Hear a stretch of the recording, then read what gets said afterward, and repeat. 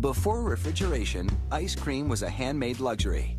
Ingredients went into a mixing bowl, inside a tub filled with ice and salt water. The salt helped the ice absorb heat, cooling the mixture to below freezing. In the 1920s, commercial freezers made mass production possible, and the ice cream industry was born.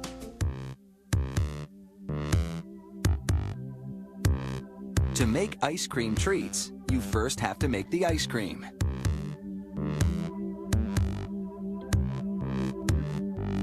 It all begins with fresh cream. The factory stores it in refrigerated silos set just a few degrees above freezing. The silos feed a high-speed mixer that blends the cream with other ingredients. The main dry ingredients are powdered skim milk and plant-based stabilizers and emulsifiers. Stabilizers prevent the ice cream from crystallizing, and emulsifiers allow the mix to bond with air during the whipping process. The other ingredients are sugar and corn syrup. After about 3 minutes of mixing, a pumping system moves the mixture into pasteurization tanks and heats it to 162 degrees for half an hour, killing any bacteria and activating the stabilizers. Then, the factory homogenizes the mixture, a process that breaks up the fat globules, giving the ice cream a smooth texture. The mixture is cooled and concentrated vanilla flavoring is added. Then, the concoction is chilled and whipped for about 15 seconds. Whipping blends the mix with air, transforming it from a liquid to a soft solid. Without air, the finished product would come out looking like frozen milk rather than ice cream. The ice cream sandwich wafers are made of chocolate cake ingredients. A filling machine feeds 2 lines of wafers toward an injection pipe.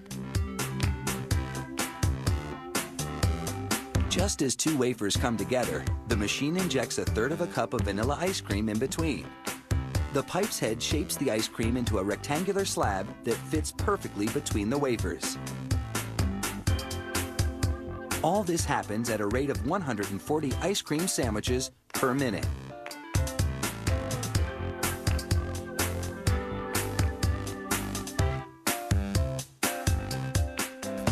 As the sandwiches move on to packaging, the filling is still ice cold from the freezing phase, so there's no threat of a meltdown. The packaging system raises each sandwich into a wrapper, then folds and tucks the ends. The next machine counts the sandwiches and inserts them into boxes. Once sealed, the boxes go directly into a storage freezer at -22 degrees. On another line, ice cream cone production is underway. A feeder drops pre-wrapped sugar cones into holders on a conveyor belt.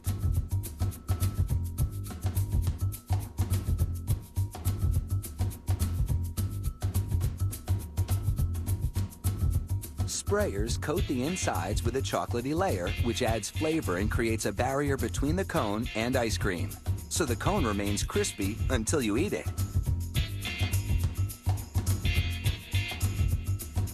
Next, nozzles squirt in the ice cream filling. 1 production line, 2 flavors. 1 row of cones gets vanilla ice cream, the other row, chocolate. Now for a tasty surprise in the cone's core, an injection of liquid caramel. This factory also makes ice cream cones with chocolate and strawberry sauce inside. Next, a chocolate-flavored liquid topping. Then, the crunchy finishing touch, a layer of chocolatey-coated puffed rice.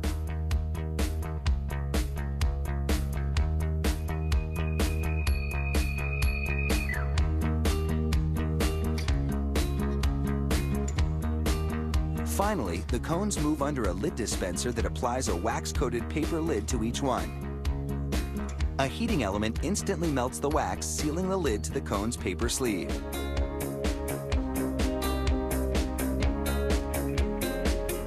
From here, the ice cream cones go into boxes, then straight into the freezer, ready to take a licking.